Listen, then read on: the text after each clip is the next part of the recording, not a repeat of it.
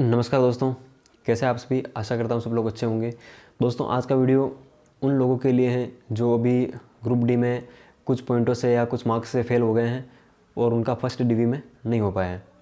कई सारे जोन का आ चुका है ग्रुप डी का रिजल्ट, और एनटीपीसी में भी जितने भी लेवल थे उनमें लगभग सभी का रिजल्ट आ चुका है।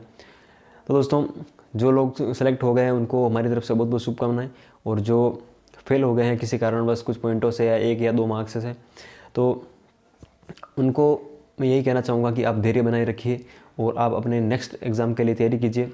अगर आपका वेटिंग में होना होगा तो हो जाएगा, वो सब बातें बात की रह गई है। लेकिन फ़िलहाल आपको दूसरे एग्ज़ाम के लिए प्रिपरेशन करनी है, क्योंकि हम किसी एक एग्ज़ाम की वेटिंग लिस्टों के भरोसे बैठ नहीं सकते और ना ही बैठना चाहिए, क्योंकि पता नहीं टाइम कितना लगेगा। मान लो सेकंड डीवी आएगी, उसमें 1.5-2 महीने का टाइम लगेगा, थर्ड आएगी उसमें 3-4 महीने का टाइम लग जाएगा। इस प्रकार से अगर किसी का चौथी 5वीं डीवी में होगा तो उसका 6-7 महीने का टाइम लग जाएगा। तो तब तक आप बैठे बैठे केवल वेट करोगे, तो इससे अच्छा है कि आप किसी जो नेक्स्ट कोई एग्ज़ाम है तो उसकी प्रिपरेशन कर लो। क्योंकि दोस्तों, हमारा जो समय है वो काफ़ी कीमती है, और हम किसी इंतज़ार करने के चक्कर में हम कोई हमारा टाइम वेस्ट नहीं कर सकते, और ना ही हमें करना चाहिए। दोस्तों, आप सब जानते हैं कि हम 10वीं पास करते हैं, 12th क्लास पास करते हैं, और जो भी अपना ग्रेजुएशन है, BA BSc BCom जो भी है हम करते हैं। यह सब नॉर्मल बातें हैं जो सभी करते हैं। लेकिन जो आपकी असली मेहनत है, आपकी असली पढ़ाई जो है ना, वो जब आप कंपटीशन में उतरते हो ना, तो इस फील्ड में आने के बाद में आपकी जो पढ़ाई है वो स्टार्ट होती है। ये सब हम जानते हैं, और ये मान के चलो कि इस फील्ड में सक्सेस होने के चांसेस जो है वो केवल 1% होते हैं। कितने परसेंट? 1%। और 99% चांस ये होते हैं कि आप फेल होंगे। तो उस 1% के अंदर आने के लिए आपको 99% मेहनत करनी पड़ती है, तब जाकर के आप 1% सक्सेस के अंदर आते हो। आप घंटे 2 घंटे तैयारी करते हो और उसके बाद में एग्ज़ाम देने चले जाते हो, और फिर आप ये आस करते हो कि मेरा नहीं हुआ, मैं ये कर दूंगा, मैं नहीं जीऊँगा, मैं ये कर दूंगा। तो ये क्या है कि गलत बात है, क्योंकि सक्सेस पाने के लिए हमें मेहनत करनी पड़ती है, बहुत ज़्यादा रातों को जगना पड़ता है, तब जा कर के सिलेक्शन होता है। जो लोग सेलेक्ट हो रहे हैं, ऐसा नहीं कि कोई बिना मेहनत में, कोई तुक्के में सेलेक्ट हो गया है। उनको मेहनत लगती है, और जिन्होंने मेहनत की है वो उन्हीं को सफलता मिलती है। बिना मेहनत की सफलता नहीं मिलती। आप अपना 100% दे करके देखो किसी भी एग्ज़ाम में। जिस एग्ज़ाम में आप अपना 100% देकर बैठोगे, उस एग्ज़ाम में आप सेलेक्ट होकर निकलोगे। ये मैं गारंटी लेता हूँ इस बात की, क्योंकि मैंने देखा है लोगों को सेलेक्ट होते हुए, और उनकी मेहनत को भी देखा है, इसी वजह से सेलेक्ट होते हैं। दोस्तों, ऐसा नहीं है कि हर जगह मेहनत ही काम करती है। कहीं कहीं जो अपना लक फैक्टर होता है, किस्मत होती है, वो भी काम करती है। कुछ बंदे होते हैं जो, अब देखिए जैसे कि इसमें तो वेटिंग लिस्ट आएगी, बहुत सारे एग्जाम में कोई वेटिंग लिस्ट नहीं आती। तो ऐसे बंदे होते हैं जो लास्ट स्टेज तक पहुँच कर भी कुछ मामूली पॉइंटों से फेल हो जाते हैं। तो ऐसा नहीं है कि उनमें काबिलियत नहीं है। दोस्तों, मैं आपको एक चीज़ बताता हूँ। जैसे कि देखिए कि 10,000 वैकेंसी निकली हुई है किसी भी एग्ज़ाम में, XYZ में, तो उस एग्ज़ाम के लिए 30,000 कम से कम ऐसे बंदे होते हैं जो उसको पाने की योग्यता रखते हैं।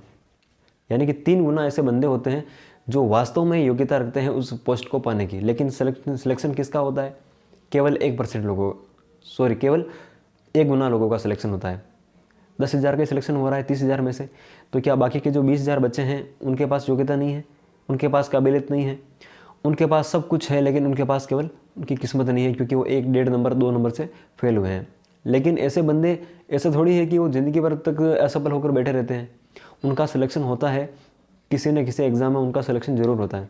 दोस्तों, अगर आप इस प्रतियोगिता के फील्ड में आ गए हो तो या तो आपको आना ही नहीं है, और आ गए हो तो टिक कर रहना है।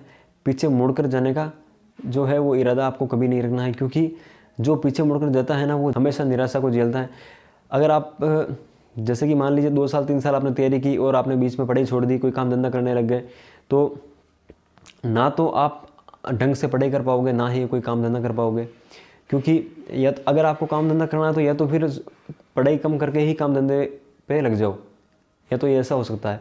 या फिर आपको तैयारी करनी है तो आपको केवल तैयारी ही करना है। अगर आप दोनों काम साथ में करोगे तो दोनों काम बहुत मुश्किल है, और मैनेज करना काफ़ी मुश्किल है।